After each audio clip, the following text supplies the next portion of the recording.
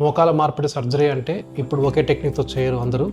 దాంట్లో చాలా రకాలు ఉంటాయి. అందులో ఇప్పుడు సబ్వాస్టస్ టెక్నిక్ గురించి మనం తెలుసుకుందాం. హలో అండి, అందరికీ నమస్కారం. నేను doctor Jagadish Mamila, orthopaedic surgeon at Srikara hospital, Lakdikapul. ఈ రోజు మనం సబ్వాస్టస్ టెక్నిక్ అంటే ఏంటి, సో దానివల్ల పేషెంట్స్కి ఎటువంటి ప్రయోజనం ఉంటే మనం తెలుసుకుందాం. సాధారణంగా ఈ నీ రీప్లేస్మెంట్ చేసే పద్ధతుల్లో ఈ మోకాల జాయింట్ చేరుకోవడానికి క్వాడ్రిసెప్స్ మజిల్ని కట్ చేస్తారు.